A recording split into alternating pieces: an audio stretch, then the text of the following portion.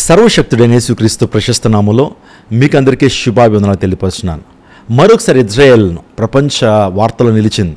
దీనికి రెండు కారణాలు ఉన్నాయి. ఆ రెండు వార్తలు నేను చెప్పి దానిలోంచి మన అనాలిసిస్ కూడా మనం చేద్దాం. ఇజ్రాయెల్ దేశం ఏ రోజు యుద్ధాన్ని నిలిపేసినా సరే అది ఖచ్చితంగా క్రైసిస్లో పడుతుంది. అది సర్వైవల్ కోల్పోతూ ఉంది. ప్రతిరోజు కూడా ఇజ్రాయెల్ యుద్ధం చేయాల్సిందే. ఎందుకంటే దాని చుట్టూ 57 అరబ్ దేశాలు ఉన్నాయి. శత్రువుల్లా ఎప్పుడు కూడా ఇజ్రాయెల్ దేశాన్ని తుడిచిపెట్టాలని, ఇజ్రాయెల్ ప్రపంచ పట్టణంలో ఉండకూడదని, ఇజ్రాయెల్ సర్వనాశనం చేయాలని ప్రయాసపడుతున్న దేశాలు చాలా ఉన్నాయి. దాంతోపాటుగానే హిజ్బుల్లా, హమాస్, హైతీ ఈ యొక్క 3 భయంకరమైనటువంటి తీవ్రవాద సంస్థలు నిత్యము ప్రయత్నం చేస్తున్నాయి. రోజు యుద్ధ వాతావరణం ఆ ప్రాంతంలో ఉంటుంది.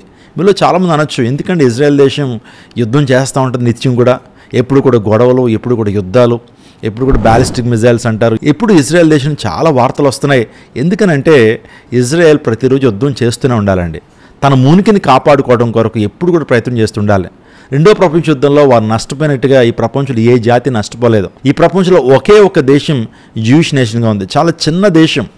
ఆ దేశాన్ని పాడు చేయాలని, ఆ దేశాన్ని అంతమొందించాలని చాలామంది ప్రయత్నం చేస్తున్నారు. అందుని బట్టే నిత్యము ఆ దేశం యొక్క మనుగడను కాపాడుకోవాలని, ప్రపంచంలో ఒక ఉన్నతమైనటువంటి దేశంగా ఉండాలనేటువంటి ఆలోచన ఆ దేశానికి ఉంది. అంత మాత్రమే కాదు, ప్రతి దేశం కూడా ఇజ్రాయెల్ మీద ఆధారపడుతున్న అంటలో ఏం సందేహం లేదు. అనేకమైన ఆవిష్కరణలు, అనేకమైనటువంటి వ్యాక్సినేషన్లు కావచ్చు. ప్రపంచంలో ఎక్కువ మంది నోబెల్ గ్రహీతలు ఉన్నటువంటి దేశం ఆ దేశమే. ప్రపంచంలో ఎక్కువగా పోస్ట్ గ్రాడ్యుయేషన్ చేసినటువంటి వారు, డాక్టరేట్, PhD హోల్డర్స్ ఆ దేశంలో ఉన్నారు. ఒకవేళ ఇజ్రాయెల్ దేశమే కనుక కనుమరుగైపోతే, ఇజ్రాయెల్ దేశమే కనుక ఈ లోకాన్ని తుడిచిపెట్టబడితే అనేక ఆవిష్కరణలు ప్రపంచం మిస్ అయిపోద్దండి. అందును బట్టి ఇజ్రాయెల్ తమ ఉనికిని కాపాడుకోవడం కొరకు ప్రతి నిత్యము ప్రయాసపడుతూనే ఉండాలి. ప్రతి నిత్యం యుద్ధం చేస్తూనే ఉండాలి. ఏంటి ప్రాముఖ్యమైన అంశాలు? ఇజ్రాయెల్ దేశం మరొకసారి ప్రపంచ వార్తల్లోకి రావడానికి కారణం ఏంటంటే, బీరట్లో ఉన్నటువంటి హమాస్ మిలిటరీ కమాండర్ని వెతికి పట్టుకున్నారండి. వెతికి పట్టుకుని అతన్ని చంపేశారు. వాస్తవం అతనితో పాటుగా ఇంకొక 5 చనిపోయినట్లుగా, అతనితో పాటు ఇంకా 24 మంది గాయాలు పాలైనట్లుగా మీరు చూస్తున్నారు. ఈ వ్యక్తి Hamas top military commander Haytham Ali Tabatabai అనేటువంటి వ్యక్తి. వారికి చాలా ప్రాముఖ్యమైన వ్యక్తి. ఆ వ్యక్తి ఉండటం ద్వారా ఇజ్రాయెల్ దేశానికి చాలా నష్టం చేకూరుతుంది. అందుని బట్టి వెతికి పట్టుకుని ఆ వ్యక్తిని హతమార్చారు. అతనితో పాటు అతని అనుచరులు ఒక 5, ఆ తర్వాత అతనితో పాటు 24 మందిని వారు గాయాలతో పట్టుకున్నట్లుగా మన వార్తల్లో మనం చూస్తున్నాం. మనకు తెలుసు 2023 సంవత్సరం అక్టోబర్ 7వ తారీఖున హమాస్ అనేటువంటి తీవ్రవాద సంస్థ అత్యంత భయంకరమైనటువంటి దాడి ఇజ్రాయెల్ మీద చేశారు. సుమారుగా 5,000 బ్యాలిస్టిక్ మిజైల్తో విరుచుకుపెడితే సుమారుగా 1,500 మంది చంపేశారు. అనేక మందిని హాస్టేజెస్గా తీసుకెళ్ళి వారిని అస్థిపంజరాలుగా మార్చేశారండి. వారికి ఆహారం పెట్టకుండా భయంకర చిత్రహింసలు చేశారు. ఆ సందర్భంలో ఇజ్రాయెల్ మళ్ళీ జోక్యం చేసుకుని వారి దేశాన్ని కాపాడటం కొరకు గాజా అనేటువంటి ప్రాంతం మీద వారు యుద్ధాన్ని ప్రకటించారు. ఆ తర్వాత హమాస్ తీవ్రవాద యుద్ధం ప్రకటించారు. ఇరాన్ మీద యుద్ధం ప్రకటించారు. ఇంకా సౌదీ అరేబియా, ఖతార్ ఇటువంటి ప్రాంతాల మీద వారు యుద్ధాన్ని ప్రకటించి ఎట్టకేలకు హాస్టేజెస్ అందరినీ కూడా తిరిగి రప్పించుకోగలిగారు. ప్రపంచానికి అంతటికి ఏమర్థమవుతుందంటే, ఇజ్రాయెల్ దేశం యుద్ధం చేసేస్తుంది అనుకుంటారు, కానీ ఎందుకు యుద్ధం చేయాల్సి వచ్చింది? ఎందుకు అనేక మంది చిన్నపిల్లలు మరణించారు యుద్ధంలో అంటే, వాస్తవానికి తీవ్రవాదులు చాలా తెలివైనటువంటి వారు. ఎప్పుడైనా యుద్ధం వచ్చినప్పుడు చిన్నపిల్లల్ని, స్త్రీలను ముందు పెట్టి వాళ్ళు మరణించిన తర్వాత ఇజ్రాయెల్ ఇలా చేశారు, చిన్నపిల్లల్ని చంపేశారు, స్త్రీలను చంపేశారని ఒక సింపతి గేమ్ ఆడేటువంటి ఆ భయంకరమైనటువంటి స్వభావము, లేకపోతే ఆ చీప్ మెంటాలిటీ ఆ హైతీ తీవ్రవాదుల్లోనూ, హమాస్ తీవ్రవాదుల్లోనూ మనం చూస్తుంటాం. వారి ప్రధానమైన ఉద్దేశం ఏంటి? హిజ్బుల్లా కావచ్చు, హైతీ కావచ్చు, హమాస్ కావచ్చు, ఆ చుట్టుపక్కల ఉండే దేశాల యొక్క ప్రధానమైన ఉద్దేశం ఏంటంటే, ఇజ్రాయెల్లో ఇస్లామిక్ ఫండమెంటల్ స్టేట్ని అక్కడ ప్రారంభించాలి. ఇజ్రాయెల్ అంతా కూడా ఇస్లామిక్ ఫండమెంటల్ స్టేట్ మారాలి. ఇంకా చెప్పాలంటే వారికి ఉన్నటువంటి అలక్సా అనేటువంటి ఆ యొక్క మసీద్ ఎప్పుడు డిస్టర్బ్ అవడానికి వీల్లేదు. ఇజ్రాయెల్ దేశం ఎప్పటికీ కూడా 3rd టెంపుల్ కట్టకూడదు అనే ఉద్దేశంతోనే యుద్ధాలు జరుగుతున్నాయి. ప్రాముఖ్యంగా చెప్పాలంటే ఆ ప్లేస్ గురించి అండి యుద్ధాలు. ఎక్కడైతే అల్ అక్సా అనేటువంటి ఆ యొక్క మసీద్ ఉందో ఆ మసీద్ దగ్గరే ఇజ్రాయెల్ 3వ టెంపుల్ కట్టడానికి ప్రయత్నాలు చేస్తున్నారు. ఇప్పటికే రెడ్ హైఫర్స్ని తీసుకొచ్చారు. ఆడ బలి ఇవ్వడానికి సిద్ధంగా ఉన్నారు. ఈ హమాస్, హిజ్బుల్లా, హైతీ వారి యొక్క ప్రధాన ఉద్దేశం ఏంటంటే, ఎక్కడైతే అల్ అక్సా అనేటువంటి ఆ మసీద్ ఉందో అక్కడ 3rd టెంపుల్ కట్టబడకూడదు. ఆ తర్వాత రెడ్ హైఫర్స్ అనేవి బలి ఇవ్వకూడదు. వాటిని ఆపడం కొరకే వీరు యుద్ధాలు చేస్తున్నట్లుగా మనకు చాలా స్పష్టంగా అర్థమవుతుంది. బైబిల్ గ్రంథంలో చాలా ప్రవచనాలు దీని గురించి రాయబడ్డాయి. ఎప్పుడైతే ఇజ్రాయెల్ వారు 3వ మందిరాన్ని కట్టడం ప్రారంభిస్తారో యేసు ప్రభు రాకడ దినం సమీపంగా ఉన్నదని, యేసుక్రీస్తు ప్రభు వారి రాకడలో ఆ 3వ మందిరంలో దహనములు అర్పిస్తారు. ఆ తర్వాత అంత్యక్రీస్తు అనేటువంటి వాడు, క్రీస్తు విరోధి అనేటువంటి వాడు ఆ టెంపుల్లో వాడు అనేకమైనటువంటి పూజా కార్యక్రమాలు, ఇంకా చెప్పాలి బలి కార్యక్రమాలు చేస్తాడు. ఎప్పుడైతే ఒక్కసారి తన యొక్క భయంకర రూపాన్ని చూపించినప్పుడు సో అనేక మంది యూదులకు అర్థమవుతుంది వాడు క్రీస్తు కాదు, భయంకరమైన క్రీస్తు విరోధని అర్థమవుతుందని చాలా ప్రవచనాలు మనం చూస్తుంటాం. వాటికి నెరవేర్పు ఇవన్నీ కూడా. ఇజ్రాయెల్ దేశం ఈ రోజున హమాస్ గ్రేట్ కమాండర్ అయినటువంటి ఇజ్రాయెల్ వారు, అంటే ప్రాముఖ్యంగా మొసాద్ అనేటువంటి ఇంటెలిజెన్స్ వ్యవస్థ, హమాస్ టాప్ మిలిటరీ కమాండర్ అయినటువంటి హైతమ్ అలీ తబితాబాయిని వారు మరణించారు. చాలా సీనియర్ పొజిషన్ని హోల్డ్ చేస్తాడు ఆ వ్యక్తి. ఎందుకు హమాస్ వారు కావచ్చు, హైతీ కావచ్చు, హిజ్బుల్లా కావచ్చు, ఇరాన్ కావచ్చు, ఇస్లామిక్ దేశాలన్నీ కూడా ఎందుకు ఇజ్రాయెల్ దేశం మీద నిత్యం కూడా యుద్ధాన్ని ప్రకటిస్తా ఎందుకు పోరాటం చేస్తాయంటే ఇజ్రాయెల్ దేశాన్ని ఆక్యుపై చేసి ప్రపంచ పట్టణంలో ఇజ్రాయెల్ దేశం మీద ఉండడానికి వీల్లేదు అనేటువంటి ఉద్దేశం మాత్రమే కాకుండా అక్కడ ఇస్లామిక్ స్టేట్ని ప్రారంభించాలనే ఉద్దేశంతో వారన్నీ చేస్తున్నారు. వాస్తవానికి ఇస్లాంలో చాలా శాఖలు ఉన్నాయండి.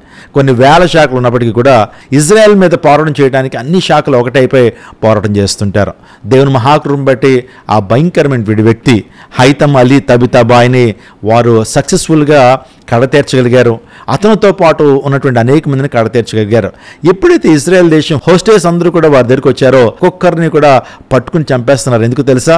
వారికి చాలా ప్రమాదం ఉంది, వారి దేశం మీద చాలా టార్గెట్ ఉందనే ఉద్దేశంతో వారు ప్రతి ఒక్కరిని కూడా హతమారుస్తూ ఆ దేశం యొక్క మనుగడను వారు కాపాడుకుంటున్నారు. ఒకవైపు అమెరికా ప్రెసిడెంట్ అయినటువంటి డొనాల్డ్ ట్రంప్ దేశాలకి శాంతి ఒప్పందాలు చేస్తున్నామని ఎంతగానో ఒకవైపు ఆ వ్యక్తి బీరాలు కొడుతున్నాడు, చాలా ప్రయాసపడుతూ మాటలు చెప్తున్నాడు. ఒకవైపు ఏమో ఇజ్రాయెల్ దేశంలో యుద్ధం జరుగుతూ ఉంది, గొడవలు జరుగుతున్నాయి, గందరగోళ పరిస్థితులు ఆశపడుతూ ఉన్నాయి. ఇంకో ప్రాముఖ్యమైన విషయం అంటే ఇజ్రాయెల్ ఒక వీరోచితమైనటువంటి కార్యం చేసిందండి.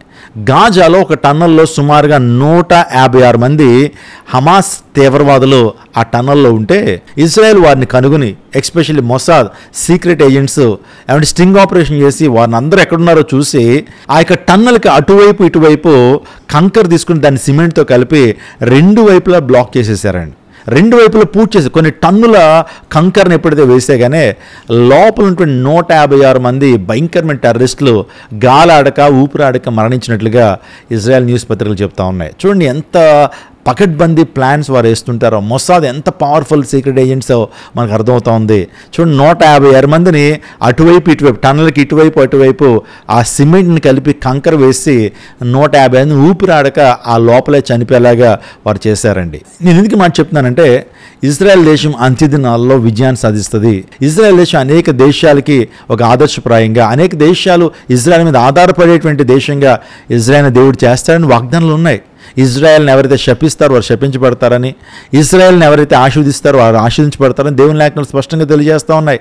ఇజ్రాయెల్కి భారతదేశానికి చాలా సన్నిహిత సంబంధాలు ఉన్నాయి. పెహల్గామ్ దాడి ఎప్పుడైతే జరిగిందో ఇజ్రాయెల్ వెంటనే జోక్యం చేసుకుని ఆ ఇజ్రాయెల్ ప్రైమ్ మినిస్టర్ అయినటువంటి బెంజమిన్ నెతన్యాహు వెంటనే రెస్పాండ్ అయ్యాడు. భారతదేశం మీద ఎవరైనా సరే దాడి చేస్తే మేము కూడా భారతదేశ పక్షాన్ని చెప్పడం చాలా ఆశ్చర్యకరం. అందులో ఇప్పుడు భారతదేశానికి ఇజ్రాయెల్ దేశానికి చాలా మంచి సత్సంబంధాలు ఉన్నాయి. రీసెంట్గా ఢిల్లీలో బాంబు దాడి జరిగితే ఆ దాడి గురించి కూడా ఇజ్రాయెల్ రెస్పాండ్ అయ్యారు. ఖచ్చితంగా జోక్యం చేసుకుంటాం, భారతదేశానికి వ్యతిరేకమైన ఏ తీవ్రవాద సంస్థనైనా సరే మేము ఎదుర్కొంటామని చెప్పడం చాలా ఆశ్చర్యంగా, చాలా ఆశీర్వాదకరంగా ఉంది. ఇవన్నీ కూడా మనం తెలుసుకుంటున్నప్పుడు ఇజ్రాయెల్ దేశం విజయాన్ని సాధిస్తూ ఉంది. అంజూరపు చెట్లు లేద్దే చిగురించినప్పుడు వసంతకాలం సమీపించడానికి దేవుని లేఖనం సెలవిస్తూ ఉంది. అంజూరపు చెట్టు అంటే ఇజ్రాయెల్ దేశం చిగురిస్తూ ఉంది. ఇజ్రాయెల్ దేశం అభివృద్ధి చెందుతూ ఉంది. ఇజ్రాయెల్ దేశం యూదా సమాజము ప్రపంచానికి ఒక దీవెనకరంగా ఉంది అంటలో ఏమీ సందేహం లేదు. నేను 2 ప్రాముఖ్యమైన అంశాలు మీతో చెప్పాను. ఒకటి, గాజాలో 156 మంది టెర్రరిస్టులని ఆ టన్నల్లో వారు ఉన్నప్పుడు స్టింగ్ ఆపరేషన్ చేసి అటువైపు ఇటువైపు కంకరు కూరి, సుమారుగా చెప్పాలంటే కొన్ని టన్నుల కంకరు కుడివైపు ఎడమవైపు వేసి లోపల బయట వేసి వారిని సంహరించినట్లుగా మనం చూస్తున్నాం. అంత మాత్రమే కాకుండా హమాస్ టాప్ మిలిటరీ కమాండర్ అయినటువంటి హైతమ్ అలీ తబితాబాయిని కూడా ఈజీగా సంహరించగలిగారు. ఇజ్రాయెల్ దేశం తన పని తాను చేసుకుని వెళ్ళిపోతూ ఉంది. ప్రపంచానికి దీవెనకరంగా ఇజ్రాయెల్ దేశం ఉంది అంటే ఏమీ సందేహం లేదు. ఒకవేళ ఇజ్రాయెల్ దేశమే కనుక ఈ ప్రపంచ పట్టణంలో తుడిచివేయబడితే, ఇజ్రాయెల్నే కనుక శత్రువులు నాశనం చేస్తే చాలా ఆవిష్కరణలు ప్రపంచం మిస్ అవుతుంది అంటలో ఏం సందేహం లేదు. కాబట్టి అందరూ కూడా ఇజ్రాయెల్ దేశం కోసం ప్రేయర్ చేద్దాం, ప్రపంచ శాంతి కోసం ప్రార్థన చేద్దాం, యుద్ధాన్ని నిలుపు చేయాలని ప్రార్థన చేద్దాం. అందరూ కూడా బాగుండాలనేటువంటి ఆ ప్రార్థన అందరం చేద్దాం. God bless you. God bless our India.